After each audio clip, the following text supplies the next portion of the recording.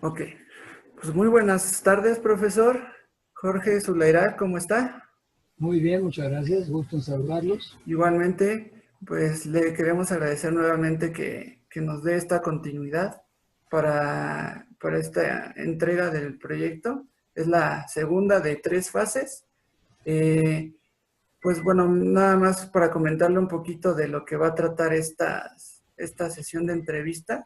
Es sobre la información que, bueno, previamente compartimos con usted acerca del desentendimiento moral, entendiéndolo como, dando un pequeño ejemplo sobre una persona que puede llegar a tener muy claros sus principios, sus valores, y sin embargo sus acciones las limita a sí mismo y puede llegar a presentarse algunas acciones poco morales, poco éticas, y al respecto no va a actuar esta persona porque es desentendida moralmente, sino refiriéndonos a que se limita a a su persona, digamos.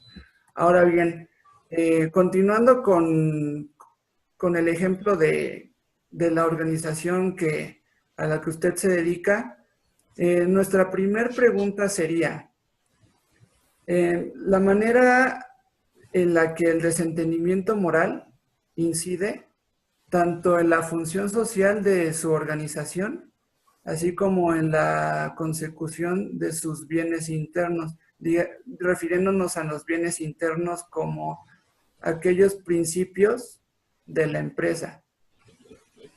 ¿Cómo incide el desentendimiento moral? Bueno, en primer lugar, el desentendimiento es una expresión un poco complicada en estos días, ya que dentro de las organizaciones, como las de un servidor, todos los participantes de la empresa, empleados, ejecutivos, obreros, asesores externos, etcétera, todos trabajan siempre en común, guiados hacia el objetivo principal de lo que es la empresa. Acuérdense que todas las empresas están orientadas a lograr un producto o un servicio. En caso de que sea un servicio sin costo, acuérdense que están las fundaciones, que son la asociación civil, o bufetes de abogados, son sociedad civil, que sí tienen lucro, y la clásica sociedad anónima de capital variable, que está inscrita probablemente siempre en la casa de bolsa.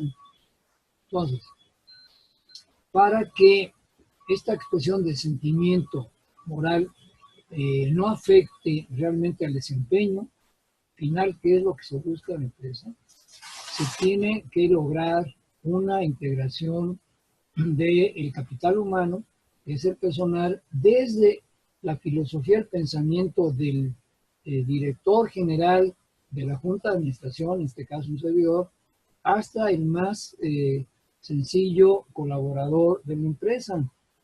Entonces, la capacitación se divide realmente en varias partes.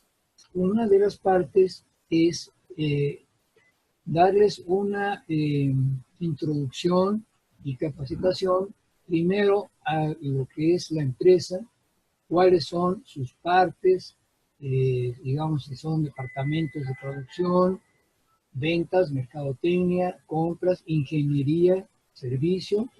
Entonces, la persona que labora dentro de la empresa está primero que nada ya consciente del objetivo de que todos estos departamentos o gerencias están enfocados a un bien común. Segundo, al conocer a fondo la filosofía de la empresa, por ejemplo, si hay una empresa grande, ya tiene cuál es la filosofía, pues somos el mejor productor de equipo eléctrico en el mundo. ¿Cómo lo van a lograr? Pues cuidando que su calidad y servicio sea competitivo internacionalmente. Luego, bajando desde, digamos, el último escalón de dirección a los siguientes escalones y direcciones, por ejemplo, la gerencia, vamos a llamarle ingeniería, personal, ventas, los gerentes, al conocer muy bien cuál es el objetivo y la filosofía y los valores de la empresa, tienen que hablar con su personal y hacerse responsables de que lo vayan a cumplir. Para esto, entonces, se tiene que lograr una evaluación, vamos a llamarle periódica, en que se le hace un análisis a los resultados de las personas de cada oficina, de cada departamento, en cuanto a su desempeño con relación a los objetivos de la empresa, donde entra la parte ética, la parte técnica, la parte de equipo, trabajar en equipo, la parte, digamos, humanitaria, etcétera, ¿no?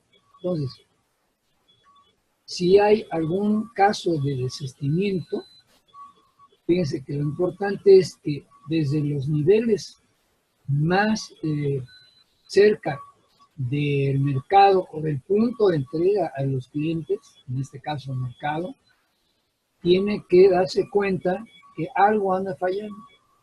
Ahora, la pregunta es, ¿esa falla qué nos implicaría?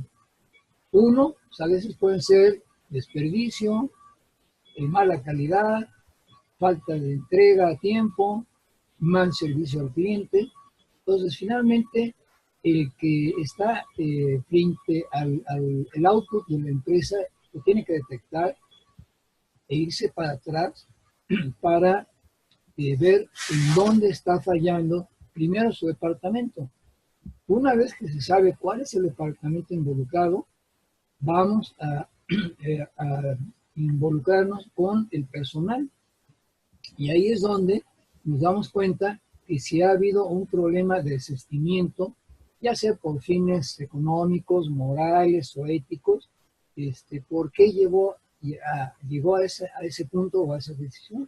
Entonces, la responsabilidad finalmente dentro de una organización grande o mediana o hasta muy pequeña, puede ser una empresa pyme, digamos de 9 a 10 empleados, tiene que ser supervisada y platicada entre el que está de director general con 9 o 10 personas o 90,000, como es el caso de Jean Lete, ¿verdad? O 900,000, ¿no?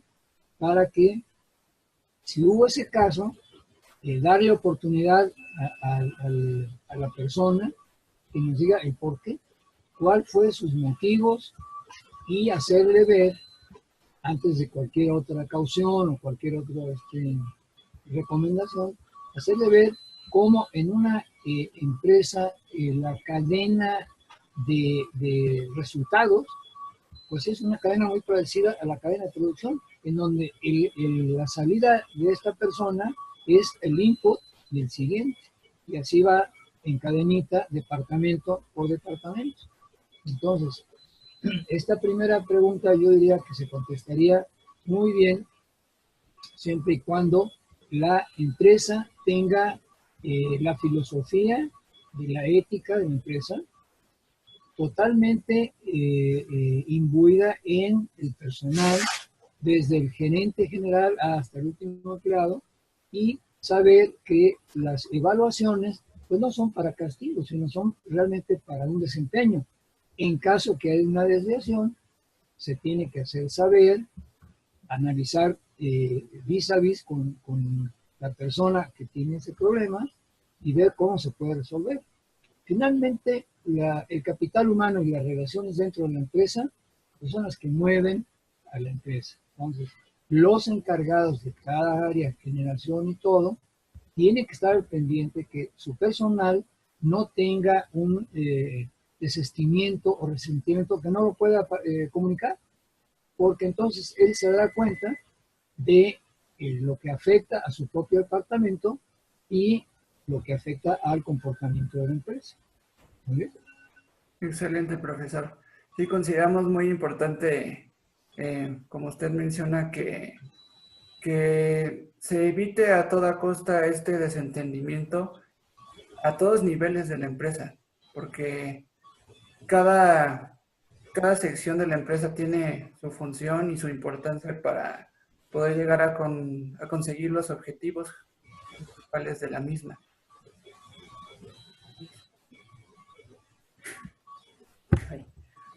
Profe, no sé si nos pudiera compartir algún caso en el que haya pasado algo así, bueno, donde se haya cometido algún error, alguna equivocación por parte de algunos de sus trabajadores donde, bueno, se le dio solución. O sea, no sé si nos pudiera compartir algún caso. Bueno, pueden haber, como estábamos platicando, casos típicos, como en todas las empresas, de que algún trabajador, por algún motivo, por aspectos personales o por aspectos técnicos, haya tenido un problema, primero, dentro de su propia esfera de comportamiento y responsabilidad. Entonces, fíjate, alguna vez nos tocó mandar a analizar unos motores de corriente alterna para un ingenio. Entonces descansamos en el criterio y el entrenamiento, desde luego, del manejo de instrumentos de este maestro eléctrico del taller. Esta persona, obviamente, pues tenía años de experiencia en las pruebas en campo, pruebas en laboratorio, en reparaciones, y se mandó a checar el motor del cliente en su propia fábrica. El caso típico que le podemos ilustrar es que este técnico de servicio hizo las pruebas y por algún motivo pues optó por no decirle la verdad al cliente y a nosotros también. Entonces, fíjense, es una falta de criterio de información en que el empleado de la empresa tiene, fíjate, tiene la mano la bandera de la empresa, o sea, él representa a tu empresa. Llega al campo, hace una prueba, a lo mejor por prisas en ese día no la hizo bien y dio un reporte, digamos, amañado para irse rápido porque estaba fuera de México, etcétera. Entonces, nos da el reporte, nosotros en base a este reporte se hace un presupuesto, un análisis de cuánto costaría la reparación de este motor, o bien, como lo hemos platicado también, el reemplazo por un motor nuevo, quizás de alta eficiencia, o bien uno de reconstruido. Entonces, le damos el reporte al cliente, se le da el presupuesto, se le da el diagnóstico, o sea, el dictamen, ¿con base en qué? Fíjate, con lo que nos había dado nuestro técnico de servicio mecánico. Resultó que el cliente también, con su propia gente, como pueden ustedes comprender, un ingenio, una fábrica grande, pues también tienen su personal experto en mantenimiento. Entonces, aquí llegamos a un conflicto entre que la prueba del hombre de mantenimiento dentro de la empresa no checaba con los datos del técnico que mandamos a servicio. Entonces, fíjate el conflicto, ¿no? ¿A quién le vamos a hacer caso? ¿Y cuánto cuesta resolver el problema? En este caso, el desistimiento o la falta, digamos, de probidad del técnico de servicio, pues causó este problema que se tuvo que resolver, pues de alguna forma, finalmente, cara a cara con el cliente y explicarle, bueno, miren, de acuerdo a nuestras pruebas, el motor tenía una fase quemada, entonces era recomendable rebobinarlo completamente. Por otro lado, el gerente de mantenimiento del ingenio nos dijo, bueno, nosotros ya lo checamos y vemos que realmente el motor está bueno, pero está húmedo. Pues la diferencia entre la humedad y estar quemado en una fase pues es tremenda, ¿no? Pues de haber cotizado, fíjate, una reparación, digamos, de 150,000 pesos a un secado en taller de 50,000 pesos, pues hay mucha diferencia. Pues fíjate cómo un comportamiento de un empleado que no da la parte, en este caso era moral y ética, de una prueba. Hace quedar mal, por un lado él queda mal con su gerente de servicio, vamos a decir, este técnico respondía y reportaba al gerente de servicio de campo. Entonces el gerente dice, bueno, ¿qué pasó? ¿Este nivel cómo te fue? No, pues fíjate que hice la prueba y yo detecté esto y el cliente me está diciendo otra cosa. Entonces, en estos casos difíciles, para evaluar cuál es, ahora sí, la decisión a tomar. Eso es el caso que nos tomó en ese momento y finalmente, pues siempre una empresa, ustedes lo saben, le debe dar una buena parte de razón al cliente. Entonces tuvimos que ir y decirle, miren, no se preocupe, hubo un error, a lo mejor nuestro técnico, su instrumento no estaba bien calibrado, vamos a ir a hacerle otra última prueba sin costo para usted. Entonces, finalmente, esa fue la solución. Tuvimos que pagar un poco más de la empresa para hacer un segundo análisis de campo, una mejor prueba. Es decir, efectivamente, fíjese que por alguna falla de los instrumentos, para no echarle la culpa a una persona, porque siempre es feo decirle, fíjate que falló Miguel, ¿no? Entonces, efectivamente, su motor está húmedo, tú marca unos megons muy bajos, ¿no? En una fase más que en otra.